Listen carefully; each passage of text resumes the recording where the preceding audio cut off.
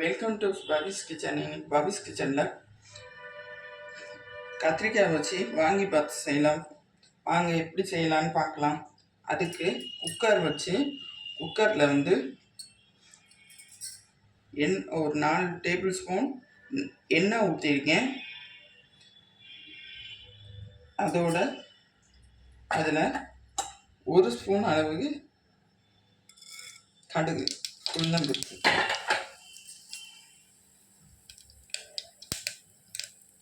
இதில் பொரிஞ்சிருச்சு. இப்போ கொஞ்சோண்டு கருவேப்பிலை,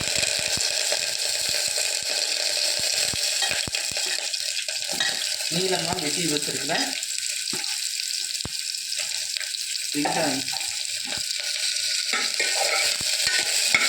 அதை வதக்கிட்டுருவோம்.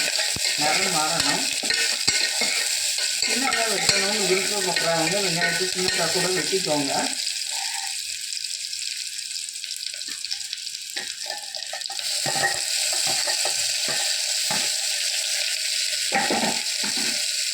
தக்காளி சேர்த்தாச்சு.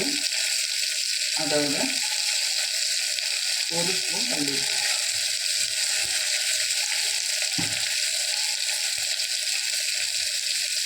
1 ஸ்பூன் கடலைப்பருப்பு வறுத்து பொடி பண்ணி வச்சுருக்கேன், அதை போட்டுக்கலாம்.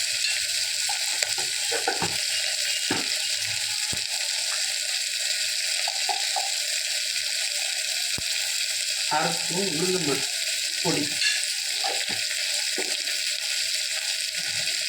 தனியாத்தூள், சீரகத்தூளுக்கு தனியாக வச்சுக்கிறவங்க சேர்த்தவங்க. நான் சேர்த்து அரைச்ச பொடியை போட்டுக்கிறேன்.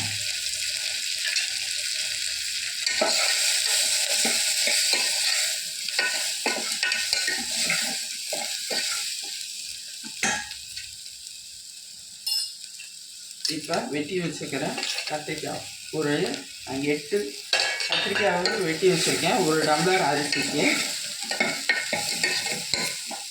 லோ ஃப்ளேம்லேயே வச்சு வதக்குங்க, அப்போ தான் அடி பிடிக்காமல் இருக்கும்.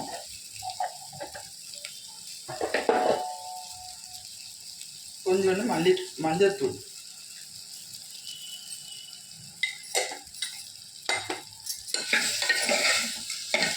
இப்போ வேணுங்கிற அளவு தண்ணி ஊற்றிக்கலாம்.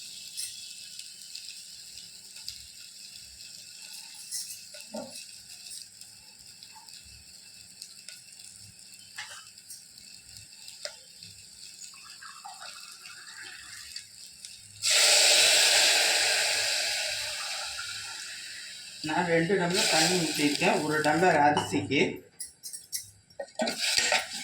ஃப்ளேமாக ஹையில் வச்சுக்கோங்க. கொதிக்கட்டும். அடுத்து அரிசி போட்டலாம்.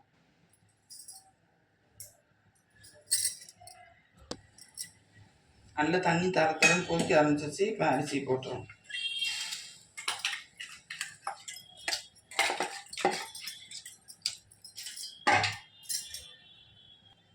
அரிசி சேர்த்தாச்சு. 10 நிமிஷம் வச்சு இறக்கிடணும். 1 விசில்.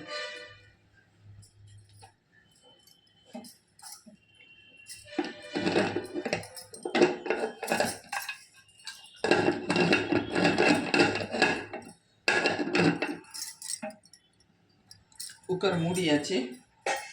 இப்போ கேஸ் வரட்டும். வெயிட் போட்டுடும். இப்போ வெயிட் போட்டோம். 1 விசில் இல்லை 2 விசில் கூட வச்சு இறக்கலாம். விசில் வந்துடுச்சு. இப்போ இறக்கிடலாம்.